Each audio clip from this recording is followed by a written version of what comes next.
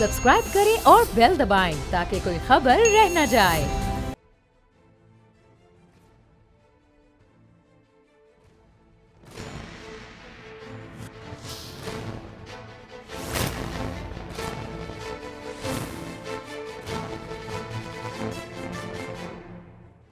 अस्सलाम वालेकुम, मैं नूरुल आरफीन सिद्दीकी और आप देख रहे हैं मेरी जंग। तमाम तारीफ़ें पाक परवरदिगार आलम की ज़ात बाबरकत के लिए जो तमाम इज़्ज़तों और बुलंदियों का वाहिद तन्हा और यकता मालिक है। वज़ीर आज़म पाकिस्तान जनाब इमरान अहमद ख़ान नियाज़ी साहब ने बदउनवानी पर, बढ़ती हुई बदउनवानी पर इज़हार तशवीश फरमाया है। इज़हार तशवीश के वक्त मसीहा संजीदगी के मूड में थे, ताहम न जाने क्यों करप्ट अनासिर को क्या सूझी कि हंस हंस कर बेहाल हुए चले जाते रहे। इसी एक मौके का फ़ायदा उठाते हुए एक वज़ीर साहब ने भी क्या खूब कही। उन्होंने कहा कि एहतसाब के रुके केसेस चलाने वाले हैं। ये सुनकर अपोजिशन जमातों ने तैयारी पकड़ ली है, अब जो रगड़ा मेरे सरकार को दिया जाएगा अलमान अल हफीज़। वज़ीर आज़म पाकिस्तान फरमाते हैं करप्शन सरमायाकारी में रुकावट है। जनाब मन, बात तो आपकी बिल्कुल दुरुस्त है, लॉजिकल है, लेकिन अगर कुछ इसका इलाज हो जाता तो अच्छी हो जाती। चीनी, आटा, पेट्रोल, अद्वियात बहरान, अरबों रुपए अवाम की जेब से डिकार लिए गए। माफिया करते करते हुकूमत 3 साल निकाल गई और ये माफिया मोटी से तगड़ी होती चली गई और हालत ये है कि अब अवाम पाकिस्तान कब्र में तकरीबन पैर लटकाए बैठे हैं, मगर मेरे सरकार की रियासत मदीना बन ही नहीं पा रही। अरबों रुपए की डकैती अवाम पाकिस्तान से होती रही, मेरे सरकार देखते रहे, ताहम कोई गिरफ्तारी हुई नहीं। अभी तक 1 रुपया आधा आना वापस कौमी ख़जाने में जमा हुआ। मसीहा ने पिछले दिनों अपने 3 साला दौर इक़्तिदार की कामयाबियां भी गिनवाईं। जाहिर है कि नौबत ही ऐसी थी, कामयाबियां तो गिनवानी चाहिए थी। ऐसे में स्टील मिल्स का 160 अरब रुपए का, जी हां 160 अरब रुपए का वो खसारा जो पिछले 3 साल में हुआ है, वो किसे याद रहता। PIA पर अपने ही वजीर का, अपनी ही हुकूमत का एक खुदकुश हमला, जिसके बाद PIA के साथ जो कुछ हुआ वो किसे याद रहेगा, कौन उस पर फिक्र करेगा। हमसे वादा किया गया था कि पार्लियामेंट में आकर के वज़ीर आज़म पाकिस्तान मीडिया को दीद दिया करेंगे, सवाल व जवाब का सेशन हुआ करेगा। सुम्मा अल्हम्दुलिल्लाह, अल्लाह रब्बुल इज़्ज़त का एहसान है, पाक परवरदिगार आलम का, अभी तक तो ऐसी कोई नौबत आई नहीं। दूसरी जानिब कराची में एक और सानेहा बल्दिया टाउन रिपीट हुआ है। यूं कहिए कि सानेहा बल्दिया टाउन की रिवीजन टेलीकास्ट हुई है। कोरंगी में दिहाड़ीदार कुछ मजदूर अपनी जानों से गए। उमूमी तौर पर अगर इस बेरहम जमहूरियत का खेल हम बताएं तो वोट डालने वाले कुछ अंगूठे कम हुए, बाकी सब खैरियत है, कोई फिक्र की बात नहीं है। फालिज ज़दा बदबूदार निज़ाम यूं ही चल रहा है। बिलावल भुट्टो साहब अपने दौरे मुकम्मल फरमा रहे हैं, मीडिया फोटो सेशंस फरमा रहा है। आज़ाद लोग अभी जस्ट चिल मोड पर हैं। तो क्या फर्क पड़ता है, इस सानेहे में 2 सगे भाइयों समेत 16 अफराद अपनी जान से चले गए, शहीद हो गए। फायर ब्रिगेड सिर्फ 45 मिनट्स यानी पौना घंटा लेट पहुंची। मुर्तजा वहाब साहब की मासूमियत पर मगर कुर्बान जाइए, अल्लाह ताला उनके इक़्तिदार का अरसा 3-4 गुना बढ़ा दे। वो तो शुक्र हुआ कि उन्होंने इंतज़ामी गफलत का इकरार किया और उसके बाद अल्लाह अल्लाह खैर सल्ला। लेकिन पूछना यह था कि ये इंतज़ामिया आप ही की है ना सर, तो इंतज़ामी गफलत के मुर्तकिब भी आप ही हुए होंगे, तो कार्रवाई किसके खिलाफ मेरे सरकार फरमाएंगे। सूबाई हुकूमत भी खैर से आप ही की है जहां तक मुझे पता है, please correct me if I am wrong. जो चाहे एडमिनिस्ट्रेटर कराची मुर्तजा वहाब सिद्दीकी साहब का हुस्ने करिश्मा साज करे। वायसराय सिंध की अगर हम बात करें तो उनका ताज़ियती बयान अभी आना बाकी है। जाहिर है कि अभी 7 रोज कहां हुए हैं, 7 रोज के बाद बयान की सुन्नत है, ताज़ा सुन्नत है, ताज़ा रिवायत है। अभी कराची में जो 14 जनाजे कराची वालों ने उठाए, यौम आज़ादी के मौके पर ठीक 7 दिन के बाद ताज़ियत करने पहुंच गए थे। इस सानहे के बाद देखिए कितने दिन के बाद मेरे सरकार को ख्याल आता है। और वैसे भी सानहे बल्दिया टाउन और सानहे मेहरान टाउन कोरंगी में ये जो 16 लोगों की शहादत हुई है, इसमें रिजेंबलेंस, इसमें ममासलत कैसे हो सकती है जब ये रियासत, ये हुकूमत और हम और आप 280 लाशों का बोझ उठाए जिए चले जाते हैं, तो फिर 16 अफराद की मर जाने पर हम क्यों शोर शराबा कर रहे हैं। आइए अपने मेहमानों का तारुफ आपसे कराता हूं। मेरे साथ अल्लामा नदीम कुरैशी साहब मद्दज़ल वाली पाकिस्तान तहरीक इंसाफ से, इम्तियाज शेख साहब पाकिस्तान पीपल्स पार्टी से फुल मिनिस्टर हैं, वजीर तवानाई हैं, जिंदा वजीरों में से अब कुछ ही हैं जो खादिम को लिफ्ट कराते हैं। इनका इकबाल एक मरतबा फिर उसकी बुलंदी की दुआओं के साथ शुक्रिया भी अदा कर दूं उनका। चौधरी जाफर इकबाल साहब पाकिस्तान मुस्लिम लीग नवाज के सीनियर रुकन, कभी कभी जलवागर होते हैं लेकिन जब होते हैं तो फिर होते हैं। सबसे पहले हस्ब रिवायत हस्ब दस्तूर सरकार से दिलपिशौरी करने के लिए नदीम कुरैशी साहब के पास जाएंगे। नदीम साहब, कैसे मिजाज हैं आपके? अल्लाह का शुक्र है जी, अल्लाह का शुक्र। जज़ाकल्लाह। सर, करप्ट लोग हंस रहे हैं। वजीर आजम ने करप्शन के बारे में कुछ इजहार रंजो गम किया है।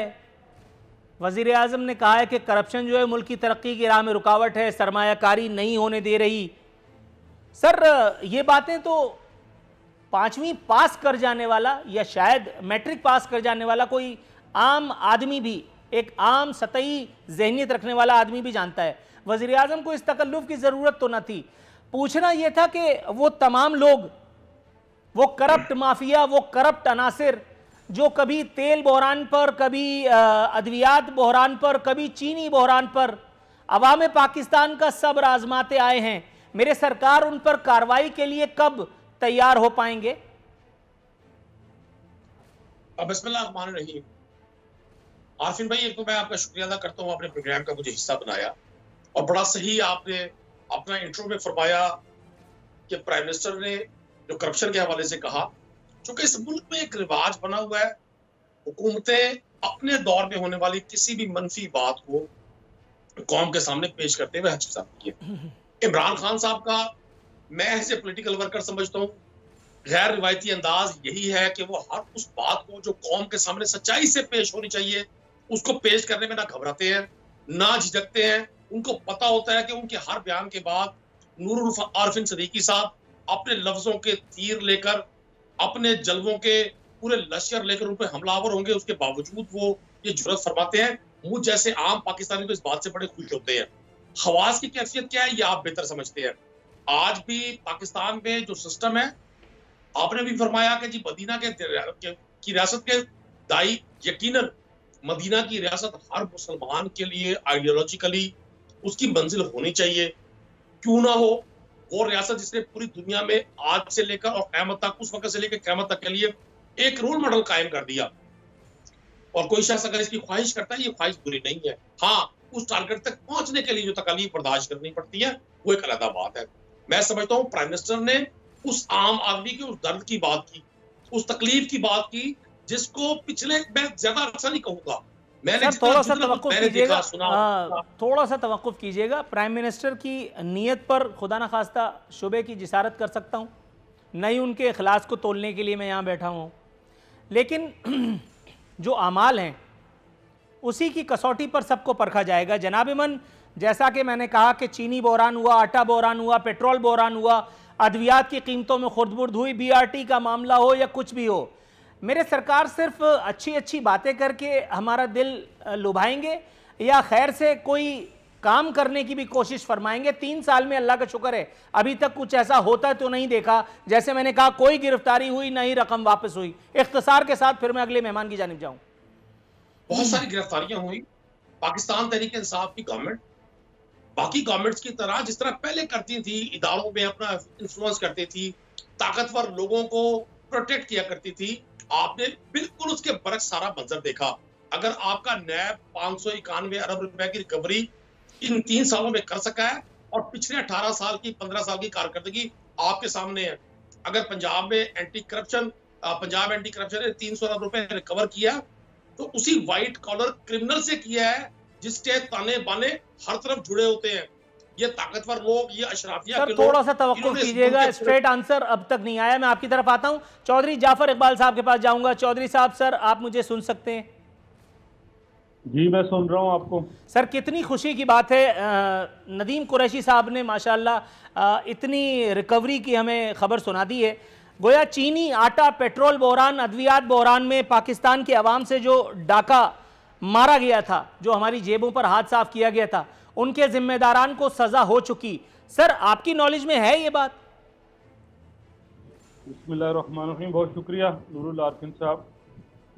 पीटीआई के क़यादत से लेके और कारकुनान तक बहुत खूब लफाजी और बहुत खूब फिक्रे और जुमले इनके पास हैं, और अभी तक इनका वो सहर नहीं टूटा, अभी ये उस ख्वाब से बेदार नहीं हुए जब ये इक़्तिदार की तरफ बढ़ रहे थे और जब इनको सिखाया और पढ़ाया जा रहा था।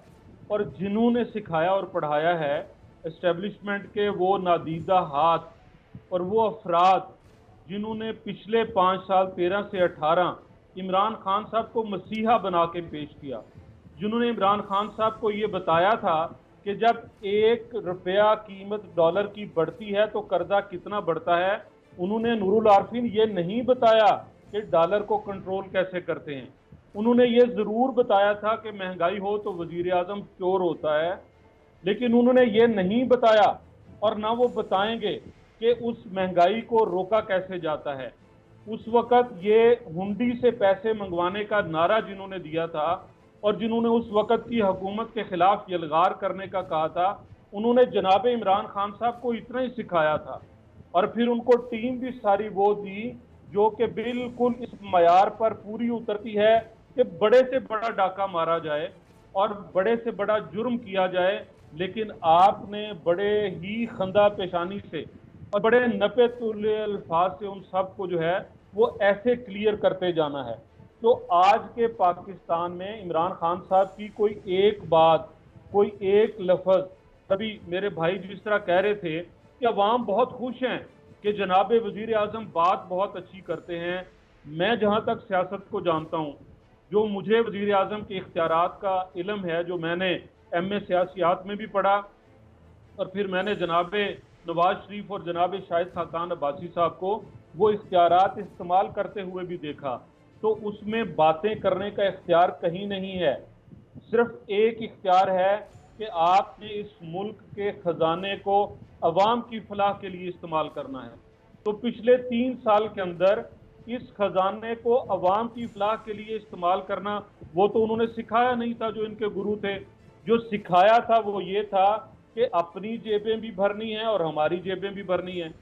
और इस तरह से ये बिल्कुल एक एक चीज़, अगर वो नुक्ते सारे बयान किए जाएं, जिन्होंने अदवायात चोरी की उन्हें वजारत से हटा के पार्टी का जनरल सेक्रेटरी बना दिया। दूसरे वजीर आए सेहत के, वो इंडिया के साथ जब अदवायात मंगानी थी वहाँ बहुत बड़ा टीका लगा के चले गए। और इसी तरह चीनी का बहरान जो पैदा हुआ, आप इनसे जब भी पूछेंगे ये आपको FIA की तरफ ले जाएंगे, ये आपको जहांगीर तरीन के FIR की तरफ ले जाएंगे, लेकिन चीनी का चोर खुद इमरान खान है। क्योंकि थोड़ा सा अगर आप तवक्कुफ फरमाएं तो मैं इम्तियाज शेख साहब मौजूद हैं, मैं उनसे भी ज़रा बात कर लूँ। इम्तियाज साहब, सर आप मुझे सुन सकते हैं? जी हाँ जनाब, अस्सलाम सर। वालेकुम अस्सलाम। सबसे पहले तो आपको खुशामदीद कह लूँ। मैंने जैसा कि कहा था कि ज़िंदा वज़ीरों में से कुछ ही हैं जो खाकसार को लिफ्ट कराते हैं हमारे प्रोग्राम के लिए, DSNG भिजवाने की जहमत में हमें मुब्तला करते हैं। सर दोनों हाथों से आपको सलूट है सर, आपकी इस जुर्रत रिंदाना पे। मैं बहुत मेहरबानी आपकी, शुक्रिया बहुत बहुत आपको हमें दावत देने का, इधर आने का, आपकी बड़ी मेहरबानी। Thank you so very much sir. Sir मैं अपने सवाल की जानिब आता हूँ। एहतसाब की गाड़ी अब चलने वाली है। एक वज़ीर हैं हुकूमत के, उन्होंने नवीद मुसर्रत सुनाई है कि एहतसाब की गाड़ी अब चल रही है, उसमें फ्यूल डाल दिया गया है, रुके हुए केसेस को जो है अब टेकअप किया जाएगा। गोया इसका मतलब है कि अब ज़मानतें कराने का सीज़न आ गया है अपोजिशन के लिए। आप अपनी तरफ की सुनाइए सर, ये खबर आपके असाब पर किस हद तक बिजलियाँ गिराने का मूजिब बनेगी? बहुत बहुत शुक्रिया आपका। बिस्मिल्लाहिर्रहमानिर्रहीम। नूरुल आरफीन साहब, 3 साल से तो यही कुछ हो रहा है और तो ये कुछ कर नहीं सके, सिर्फ करप्शन करप्शन करप्शन इस तरह की बातें कर कर के उन्होंने पूरे मुल्क का बेड़ा गर्क कर दिया है। मईशत कहाँ की कहाँ पहुँचा दी, बिजली कहाँ की कहाँ पहुँचा दी, शुगर कहाँ से कहाँ पहुँचा दी, आटा कहाँ से कहाँ पहुँचा दिया। लोग इस वक्त तड़प रहे हैं। आप लोगों के मुख्तलिफ टीवी चैनल्स पे लोगों के जो इंटरव्यूज़ आ रहे हैं उनका सुने और 3 साल ये तबाही का जश्न मना रहे हैं। इनको शर्म भी नहीं आती कि मतलब मुल्क में इतनी महंगाई, मुल्क में इतनी बेरोज़गारी, मुल्क में इतनी करप्शन, इतनी माफियाज तो मैं समझता हूँ कि कभी भी नहीं रहा। और जहाँ तक रह गया अपना नवीद सुना दी है, तो उनका धंधा ही यही है कि मुल्क में इस तरह की सूरत हाल पैदा कर दें कि पूरी अफरा तफरी हो। तो पहले जो 3 साल गुजरे उसमें इन्होंने क्या किया है, एहतसाब किया है और नकली एहतसाब किया है। जो उनके सियासी मुखालफिन थे उनको हिट किया है, झूठे केस बनाए हैं।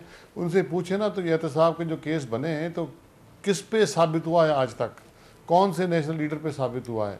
मतलब ये तो सिर्फ इस तरह की मतलब बातें और सिर्फ खौफ की फ़िज़ा पैदा करना चाहते हैं, लेकिन अब वो लोग उस खौफ से भी निकल आए हैं बाहर। और पीपल्स पार्टी तो शुरू से ही उनके टारगेट पे रही है। मतलब हमारी पूरी क़यादत पे केसेस हैं और केसेस सब चल रहे हैं इस्लामाबाद में। आपको मैं नूरुल आरफीन साहब, मैं उस दिन एक केस के सिलसिले में गया था वज़ीर आला के साथ। वहाँ एक खातून बैठी हुई थी 18 ग्रेड की, उस वक्त 17 ग्रेड में होंगी जब उनका था, सेक्शन ऑफिसर थी, वो 18 ग्रेड में थी। वो भी उस केस पे बेचारी नामजद हैं। वो मुझे इतना अफसोस हुआ, पूरी भरी कोर्ट में एक वाहिद खातून थी जो मुँह नीचे करके बैठी थी और वो कह रही थी कि जी मैं हमारा क्या कसूर, हमने तो एक मीटिंग अटेंड की थी और उसके बदले में हमें हम हर 10 दिन के बाद 15 दिन के बाद हमें यहाँ इस्लामाबाद आना पड़ता है, किराया अपनी जेब से देकर। उनका क्या कसूर है। इस तरह के और कई इसमें सेक्शन ऑफिसर, डिप्टी सेक्रेटरी उस केस में उन्होंने डाल दिए हैं। बिल्कुल झूठा केस और सिर्फ सियासी बुनियादों पर बनाया गया। तो क्या ये एहतसाब है जो करने जा रहे हैं, मतलब ये चीज़ें वो जो करने जा रहे हैं। हमारी क़यादत पे उन्होंने क्या 11 साल में उन्होंने जरदारी साहब पर क्या क्या केस नहीं बनाए, तो कोई एक साबित हुआ, कोई मतलब गवाह कोई किसी चीज़ में साबित ही। सिर्फ उनके 2-3 मुशीर रखे हुए हैं, वो आके सिर्फ तकरीरें करते हैं और लोगों को डराने की बात करते हैं। लेकिन लोगों में अब वो खौफ नहीं रहा, वो चीज़ें नहीं। अब आप देखें पूरे मुल्क का कारोबार ठप हो गया। इनके अपने वज़ीर कहते हैं, वज़ीर ख़जाना ने 2 दिन पहले भी बयान दिया है, उससे पहले और वज़ीरों ने बयान दिए हैं कि एहतसाब के खौफ से पूरे मुल्क का कारोबार रुक गया है। कोई secretary, federal secretary, additional secretary, कोई जॉइंट सेक्रेटरी कोई भी काम करने को तैयार नहीं है। खुद परेशान है। अभी क्या करें, मतलब अभी जो भी ये फैसले करते हैं ब्यूरोक्रेसी कहते हैं जी हम तो नहीं करते। इनके पूरे मुल्क में उन्होंने एक मतलब ऐसी हवा फैला दी है खौफ की, जो कि शायद ये हिटलर और मतलब इस ज़मानों में हम सुनते थे कि खौफ की फ़िज़ा है जो नैब के ज़रिए या मुख्तलिफ। अब उन्होंने FIA को मैदान में उतारा है, कहीं नैब उनके हाथों से जा रही है तो उन्होंने कहा कि FIA को कर दें। लेकिन हम डरने वाले नहीं हैं जी। अब ये केसेस वैसेस पहले भी बनते रहेंगे। अब लेकिन इनकी कारकर्दगी तो देखें, वो तो देखें आप, वो तो मतलब ऐसी है कि शर्मिंदगी से इनके सर तो नहीं झुकते। लेकिन पाकिस्तान के लोग बेचारे सर अपनी कारकर्दगी बताने ही के लिए हमने नदीम कुरैशी साहब को बिठाया आज। देखिए अब कारकर्दगी बताते हैं नदीम कुरैशी साहब। सर 3 साल दौर की कामयाबियां गिनवाते हुए नदीम साहब क्या बताएंगे। इनके वजीर आजम, इनके वजीर वो नहीं बता सकती तो ये नदीम साहब क्या बताएंगे। नहीं सर तो बिल्कुल, आप जरा थोड़ा सा देखिए, सीट बेल्ट बांधिए और अभी देखिए। लेकिन देखें वजीर आजम जो है वो भी सुबह से शाम तक यू टर्न लेता है। याद है ना, आपको कहा था कि बिजली के बिल जला दो और बिजली के बिल कर दो। अब बिजली का यूनिट पहले उस वक्त कहाँ था, अब कहाँ है। वो पिछले जन्म की बात थी, पिछले जन्म की गलतियां माफ होती हैं। थोड़ा सा तवक्कुफ अगर आप फरमाएं। वो पूछ लें, आटे की कीमत तो पूछ लें इनसे, अभी पूछते हैं चीनी की कीमत तो पूछ लें, जी नदीम कुरैशी साहब। सर ये मुझे बताइएगा, जनाब मन मसीहा पिछले 3 साल दौरे इख्तिदार की कामयाबियां और उसके खसाइल बता रहे थे। सर स्टील मिल्स का 160 अरब रुपए का खसारा, ये वो खसारा है जो पिछले 3 साल में हुआ। सर वो खसारा किसी को याद नहीं। पाकिस्तान इंटरनेशनल एयरलाइंस पर खुद एक सरकारी शख्सियत का, खुद एक वजीर मौसूफ का वो खुदकुश हमला, जिसके बाद PIA नाक के बल ज़मीन बोस हो गई। उसकी हालत पर किसी को रोना नहीं आता। उसके अलावा और बहुत सारे मामलात हैं, ज़रा कुछ इरशाद फरमाइए। एक तो मैं चाहूंगा आप मुझे भी इसी तदब्बुर और तहम्मुल से सुनेंगे जैसे आपने दोनों दोस्तों को सुना। ठीक है, शेख साहब कराची में बहुत बाअसर है और मैं महसूस कर रहा हूँ कि आपने उनको पूरा प्रोटोकॉल दिया गवर्नमेंट में होने का। हम जरा दूर बैठे हुए हैं। पहली बात तो अर्ज कर दूं मैं आपको, स्टील मिल का जो खसारा 3 साल में हुआ, स्टील मिल इससे पहले जितना प्रॉफिट दे रही थी, आपको भी पता है मुझे भी पता है, स्टील मिल एमक्यूएम के जमाने से जो स्टील मिल के साथ किया गया, पीपल्स पार्टी ने भी किया और एमक्यूएम ने भी किया। पाकिस्तान की पूरी कौम इस बात को जानती है। दो चीजें थी, उसको प्राइवेटाइज कर दिया जाता तो कहा जाता जी कौमी एसेट बेच दिए गए, उसका खसारा तो भाई होना ही है। यही तो वो सफेद हाथी है, व्हाइट एलिफेंट से जो इन लोगों ने तोहफे में दिए। जहां तक शेख साहब की बात है, शेख साहब ने जो गुफ्तगू आज की हमारे बारे में, आज से कुछ अर्सा पहले जब ये पीपल्स पार्टी के अपोजिशन में थे, मैं पॉलिटिकल बात करूं, मैंने इनकी पहले ये गुफ्तगू सुनी आज की उस जमात के बारे में जिसके साथ ये है। तो पाकिस्तान का आम आदमी तो बड़ा हैरान होता है कि जब लोग पार्टियां बदलते हैं तो वो नजरियात भी किस तरह से बदलते हैं। अब भी फरमाया चौधरी जाफर इकबाल साहब ने कि जी हमने कौमी वसाइल लूटे, अंदाजा करें, मतलब कौमी वसाइल हमने लूटे। चौधरी जाफर साहब से मैं एक क्वेश्चन कर रहा हूँ, किसी एक केस में आप मुद्दई बने? अगर पाकिस्तान तहरीक इंसाफ के बुजुर्ग मौजूदा दौर में बकौल आपके जो आपने दास्तानें सुनाई, तो आप या आपकी जमात में से कोई शख्स किसी कोर्ट, किसी एजेंसी, किसी नैब, किसी एफआईए में मुद्दई बना है? टीवी पर बैठकर इल्जामात लगाना और प्रैक्टिकली साबित करना बड़ा मुश्किल है। ये सारे काम आपने किए। अगर आप ये कहते हैं कि हमने कौमी वसाइल लूटे, तो ये इवन फील्ड्स के फ्लैट्स कहां से आए किबला? ये सऊदीया में और मिडल ईस्ट में जो बेपना अरबा डॉलर की प्रॉपर्टी बनी है, वो कहां से आई? कौम इतनी बेवकूफ नहीं है जितना आप समझते हैं। ठीक है, टॉक शोज का एक माहौल होता है, आपको गुफ्तगू करनी होती है। मैं जब बार बार ये सुनता हूँ कि जी फला करप्शन हो गई, फला वजीर को जनाब हटाकर जनरल सेक्रेटरी बना दिया, फला वजीर को ये कर दिया। इस मुल्क में तो अदालती इश्तहारी फिनांस मिनिस्टर है। इस मुल्क को तो मुजफ्फर अवैस टप्पी और शर्जील मेमन और जनाब पीर मजरूल हक जैसे लोगों से चलवाया गया। इस मुल्क में कोई कायदा कानून रहा माजी में जो आप इतनी तवक्को हमसे रखते हैं? बिल्कुल ठीक है सर। अभी आपने एक बड़ा खूबसूरत जुमला कहा, मैं दाद दिए बगैर नहीं रह सकता। आपने फरमाया अवाम बेवकूफ़ नहीं है। मैं आपको ये बताते हुए ऑन एयर ये बताते हुए महसूस कर रहा हूँ बड़ी खुशी कि मैं भी बेवकूफ़ नहीं हूँ। सवाल मैंने आपसे पूछा स्टील मिल्स का वो गोल, सवाल मैंने पूछा आपसे पीआईए का वो गोल, और आपने तबर्रा फरमा दिया इम्तियाज़ शेख साहब पर भी और चौधरी जाफर इकबाल साहब पर भी, जो आपका हक था। सर अगर आप थोड़ा सा टाइम मेरे सवाल पर भी दे देते तो ज़्यादा अच्छा ना होता? जल्दी से अगर आप निपटा दें तो उसके बाद फिर एक वक्फे पे जवाब अपना है ही नहीं, लेकिन इनके पास जवाब है नहीं। हमें जवाब देने का मौका दीजिएगा। जो उन्होंने बातें की हैं, ये बेचारे क्या जवाब देंगे यार? इनके वजीरों के पास जवाब नहीं है, इनके वजीर आज़म के पास जवाब नहीं है। सर आपकी तरफ आता हूँ इम्तियाज साहब, फिरते हैं। वैसे ही इन्होंने ताना मुझे दे दिया। जी जी नदीम कुरैशी साहब फरमाइए। देखिए मेरी बात सुने आरफीन भाई, मैंने आपके सवाल का जवाब दिया मेरे भाई। आप मेरे सवाल का जवाब चले मुझे दे दे। पाकिस्तान तहरीक इंसाफ की गवर्नमेंट से पहले पाकिस्तान स्टील मिल कितने प्रॉफिट में थी? कितना बड़ा नेशनल एसेट था ये जो प्रॉफिट में जा रहा था? आप इस सवाल का जवाब दे। शेख साहब भी पूछे ये कराची में और पहली बात तो ये कि सवाल के जवाब में सवाल नहीं होता, और दूसरी बात ये कि यहाँ हो गया है वक्त कमर्शियल ब्रेक पे जाने का। ब्रेक से वापस तो इसी स्टील मिल गिर जो है वो घूमेंगे। नाजरीन एक मुख्तसर सा वक्फा।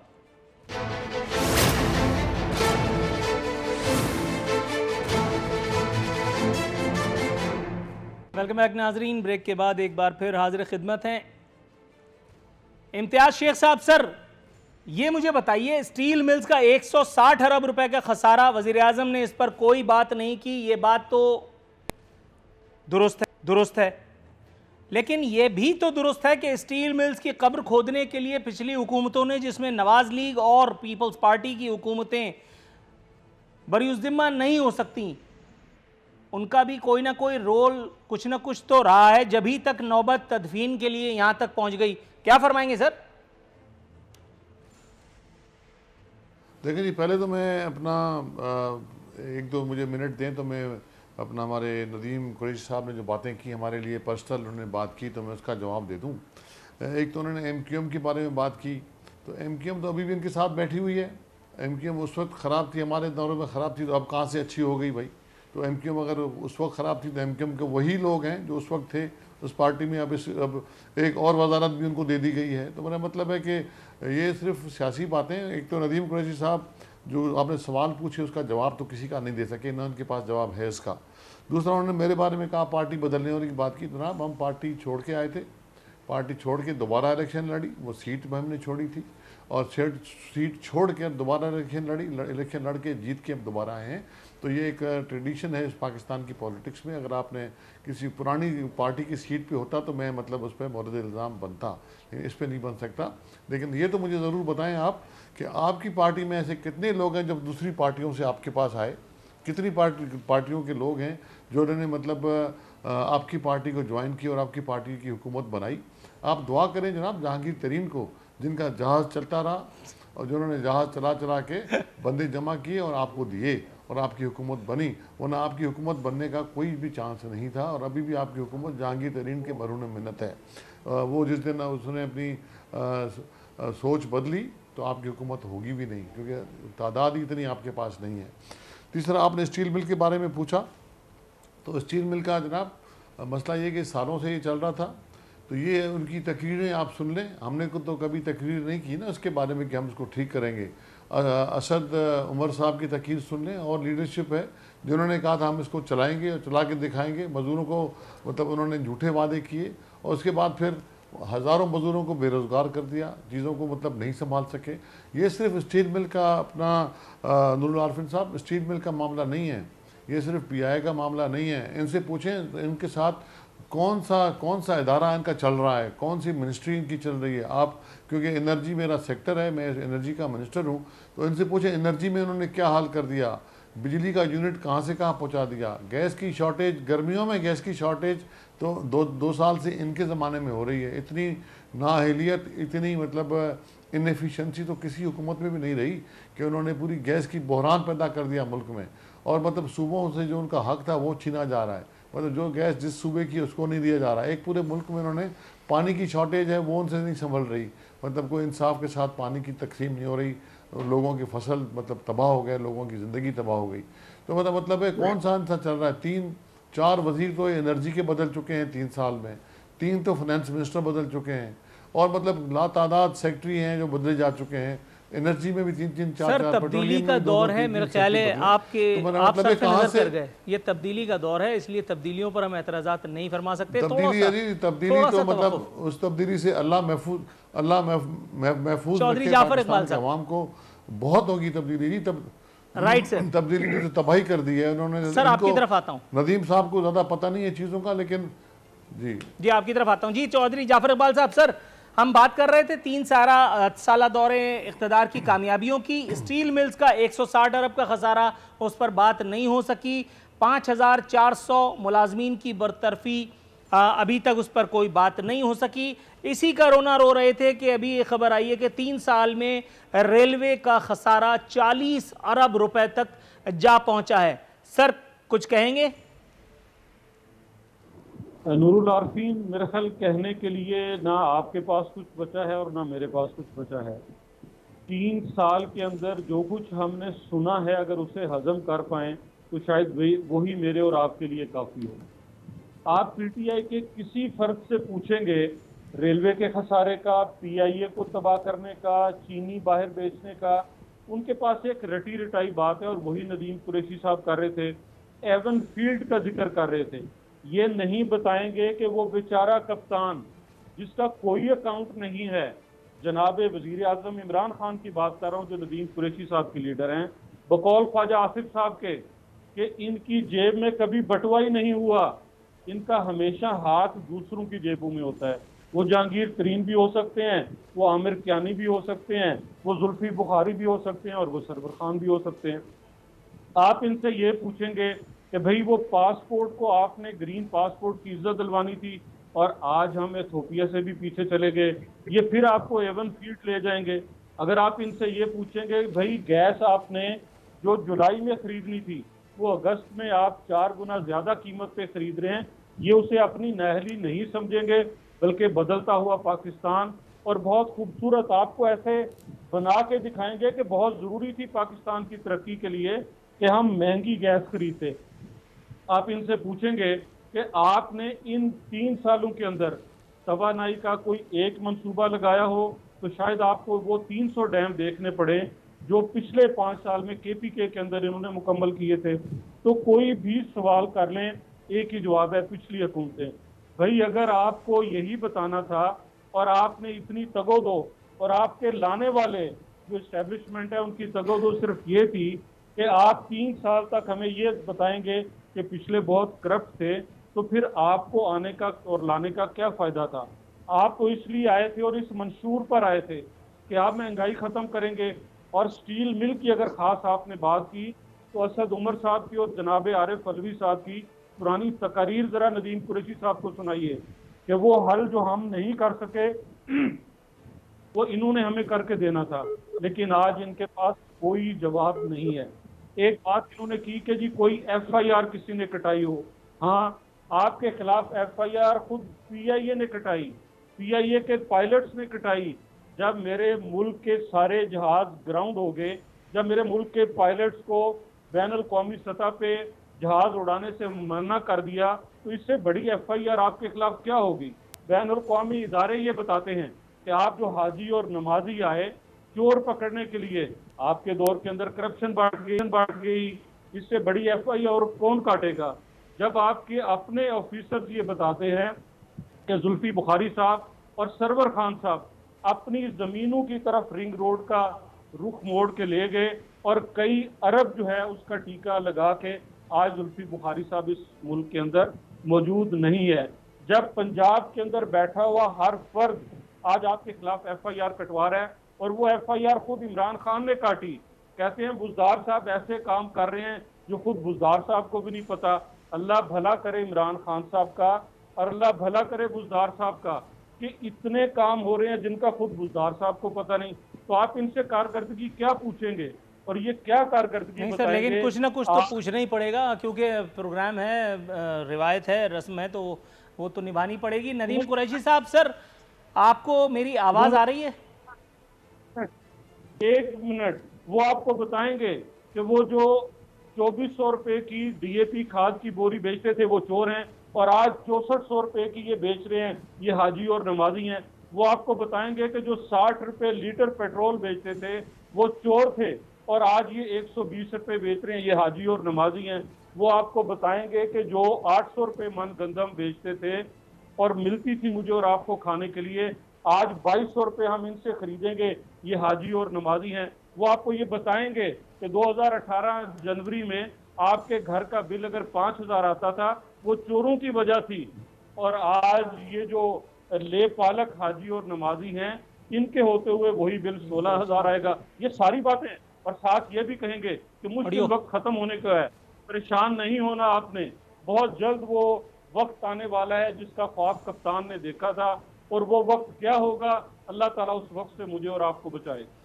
सर थोड़ा सा तवक्कुफ़ की इस्तदा है। नदीम कुरैशी साहब का इंटरनेट कुछ गड़बड़ेशन की जानिब माइल था, ऑडियो बीपर पे उन्हें लेने की कोशिश हम फरमा रहे हैं और इंशाअल्लाह ताला अल्लाह ने चाहा तो अफाका होगा, अल्लाह और उसके रसूल ने इंशाअल्लाह इजाज़त दी तो यकीनन नदीम कुरैशी साहब का टेलीफोन बजेगा और हम उनसे सवाल पूछ पाएंगे। नदीम कुरैशी साहब से हमें ये भी पूछना है कि पार्लियामेंट में सवाल व जवाब का वादा भी वफा ना हो सका पिछले 3 साल में।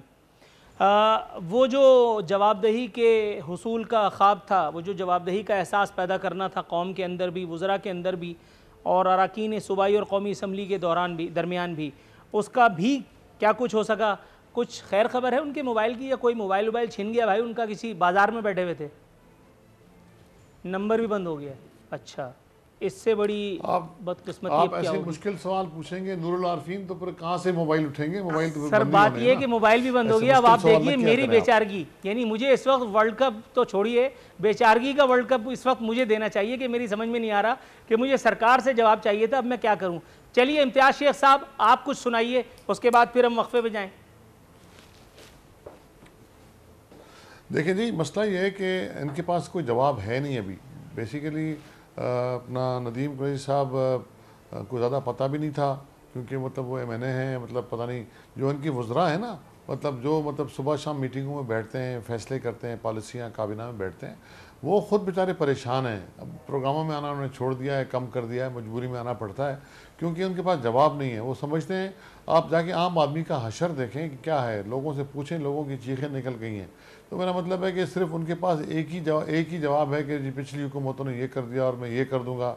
अब मेरे ख्याल में उनको अफगानिस्तान भेजें तो जो हमारे सर, लेकिन मकाम मुसर्रत है कि नदीम कुरैशी साहब जलवगर हो गए। इम्तियाज शेख साहब, थोड़ा सा अगर आप तवज्जो दें तो उनसे भी कोशिश करूंगा टाइम पास करने। अशरफ गनी के पीछे भेजें तो वहां से उनसे पैसे लेकर आए, यहाँ तो मतलब कुछ नहीं कर सके वो। सर तो मतलब नदीम कुरैशी साहब, इससे पहले कि ब्रेक की कॉल दी जाए, जरा थोड़ा सा अगर आप मुझे लिफ्ट करा दें। सर, पार्लियामेंट में सवाल जवाब का वादा भी वफा ना हो सका, रेलवे का खसारा बढ़ करके 40 अरब रुपए तक चला गया।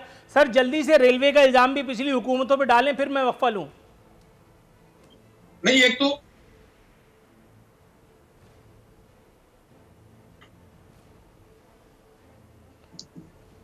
अब आवाज नहीं आ रही होगी।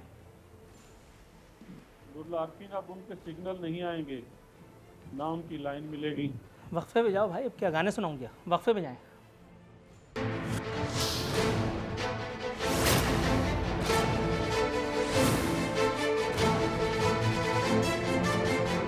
वेलकम बैक नाज़रीन, इख्तितामी लम्हा शो के आन पहुँचे हैं। कराची में होने वाले कोरंगी में मेहरान टाउन में जो सानिया हुआ था उस पर बात करेंगे इम्तियाज़ शेख साहब से। इम्तियाज़ शेख साहब, सर सानिया बल्दिया टाउन की रिवीजन मैंने कहा अपने इंट्रोडक्शन में, प्रोग्राम के इंट्रो में इस एक सानहे को, लेकिन सर जो रियासत, जो हुकूमत, जो जमहूरियत के चैम्पियन 280 लाशों का बोझ उठा करके भी जिनकी जमीन पर शिकन तक नहीं आई, 16 लाशें उनके ज़मीरों को कब झिंझोड़ पाएंगी?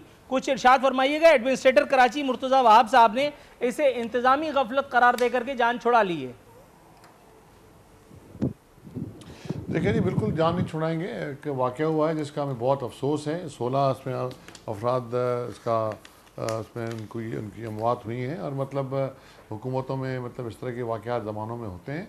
लेकिन ये ज़रूर है कि मतलब वो उस पर कोई सिंध गवर्नमेंट का डायरेक्टली तो नहीं था। एक वाक़या हो गया, वहाँ से उसकी तफ्तीश भी की गई और फौरी तौर पे वहाँ सिंध गवर्नमेंट पहुँची, एडमिनिस्ट्रेटर साहब वहाँ खुद पहुँचे और लोगों को वहाँ से मतलब जो भी निकल सकते निकाला, उनको मतलब जो रिलीफ था वो दिया और जो उनको मदद थी, माली मदद थी वो भी की। और जो 3 अफसरान जिन पर फौरी तौर पे ये था कि इनका ज़िम्मा है तो उनके ख़िलाफ़ कार्रवाई की, उनको फ़ौरन सस्पेंड भी किया, इंक्वायरी का ऑर्डर भी दिया, पुलिस का केस भी रजिस्टर कर लिया। लेकिन ये अफसोसनाक वाक़यात हैं, ये होते रहे हैं, हो रहे हैं और आइंदा ये हमारी कोशिश होनी चाहिए कि ना हो। लेकिन इसमें एडमिनिस्ट्रेटर ने जो इंतज़ामी कहा तो वो एक फौरी तौर पे रद्दमल होता है कि फौरी तौर पे क्या कहें, जैसे ही इसकी रिपोर्ट आएगी, जैसे ही इसकी तफसील इंक्वायरी होगी, पहले भी कार्रवाइयाँ होती रही हैं, FIR होती रही हैं, जो FIR होती है फिर कोर्टों में चले जाते हैं केसेस।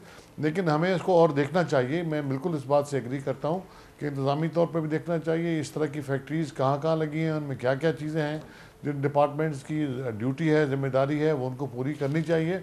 इससे तो बिल्कुल भी मतलब सर दो राय नहीं हो सकती कि आप मतलब एक बाकायदा वजारत चला रहे हैं, उसके खिलाफ कार्रवाई होनी चाहिए। राइट, आप एक बाकायदा वजारत चला रहे हैं। अगर आपके पास से ये जवाब आ जाए तो मेरे ख्याल है ज़्यादा मुनासिब होगा। Sir, chief executive of the province, यौम आज़ादी पर एक सानिया हुआ, 14 अफराद की शहादतें हुई, 7 दिन के बाद उनसे इजहार यकजहती करने के लिए पहुंचे।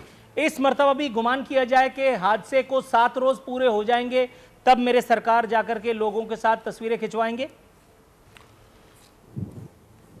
देखें जी, बिल्कुल ऐसी बात नहीं है।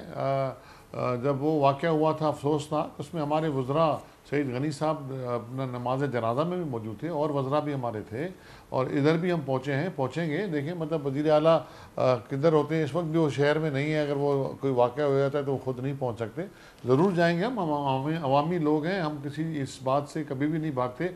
एक वाक़या हो गया है, उसको फेस करना है और उसका तदारुक करना है कि आगे आइंदा न हो। और ज़रूर जाएंगे, जाते रहे हैं। हर जहाँ भी इस तरह का अफसोसनाक वाक़या हुआ है वहाँ हम सब लोग पहुँचते हैं। हमारे वज़रा मौजूद थे उस दिन भी, वज़ीर आला साहब भी गए। आइंदा भी खुदा ना खासा वाक़या होगा, ज़रूर जाएंगे हम लोग। Right sir. Chaudhary Jafar Iqbal sahab, sir इस एक हादसे पर, ये जो कोरंगी मेहरान टाउन में हुआ है जिसने 16 मजदूरों की ज़िंदगियाँ निगल ली हैं, सर पाकिस्तान में हादसात दर हादसात हम भुगतने के आदी हो चले हैं, लेकिन कोई भी हादसा हमारी हुकूमतों की मजमूई रविश को बदलने में अब तक कामयाब नहीं हो सका, इसकी वजह आपके ख्याल में क्या है?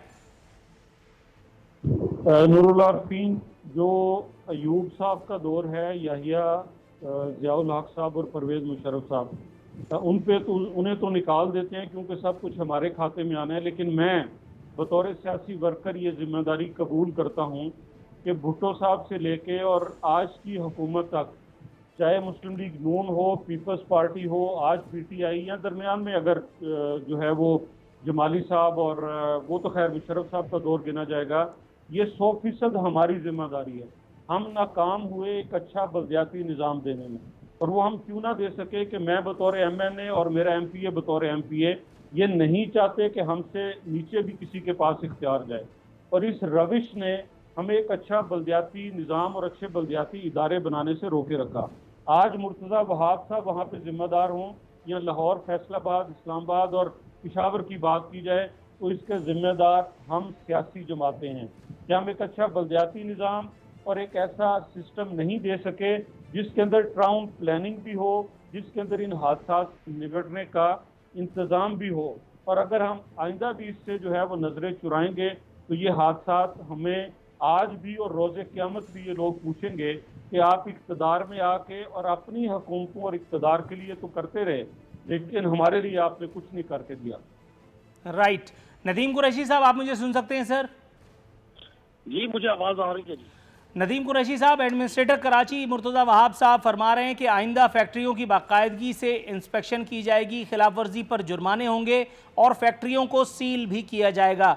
सर, एक और हादसे के मुंतज़िर थे, अब उसके बाद फिर दोबारा खाने कमाने का सीज़न शुरू हो जाएगा। रियासत की रेट के साथ ये फुटबॉल खुद हुकूमतें खेलती आ रही हैं, इस पर आपका व्यू पॉइंट?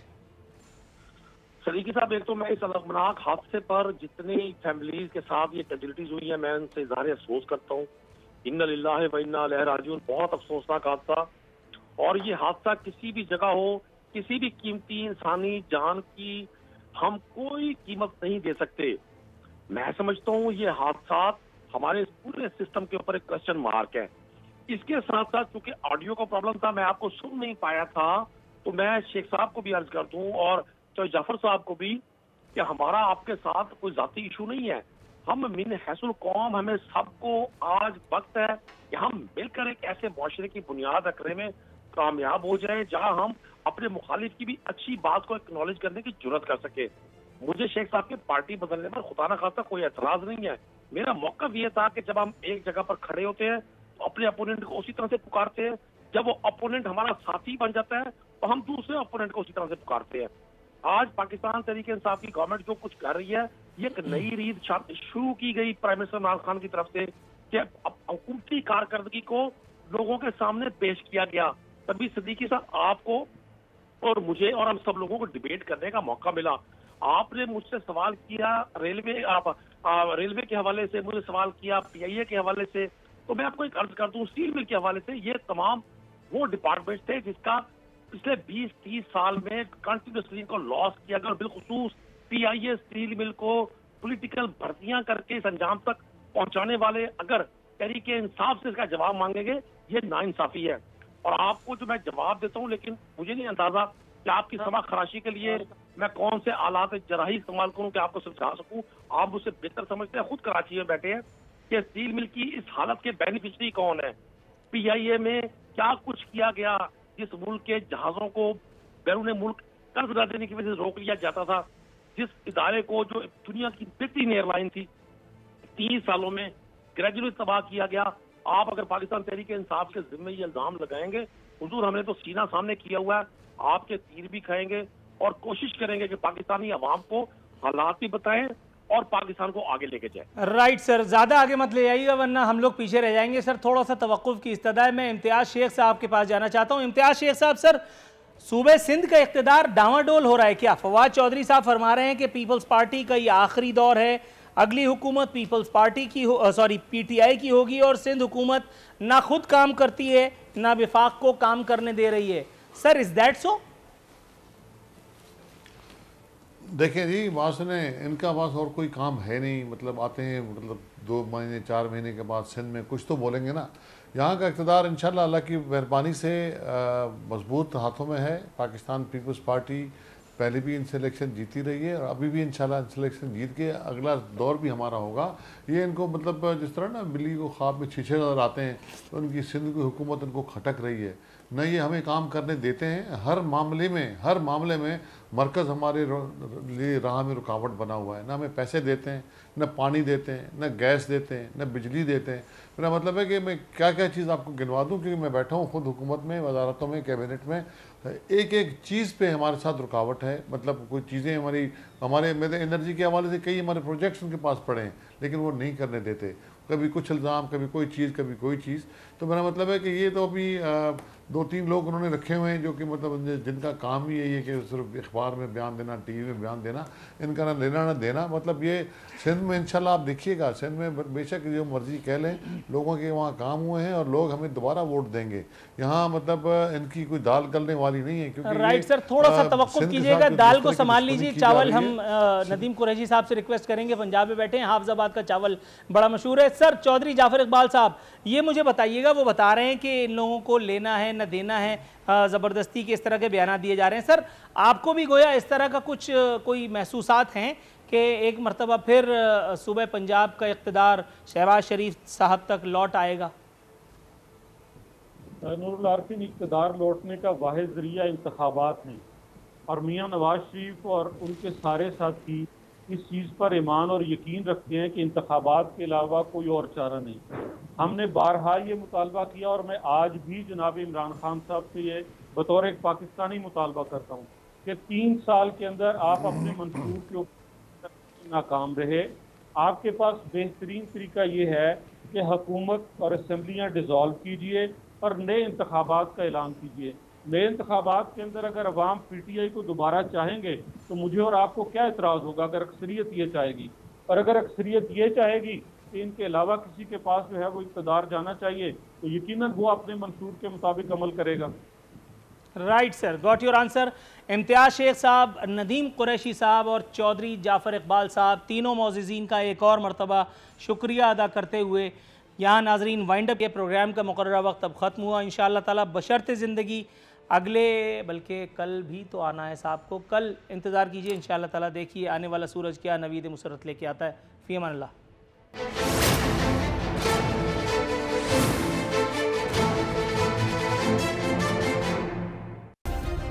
सब्सक्राइब करें और बेल दबाएं ताकि कोई खबर रह न जाए।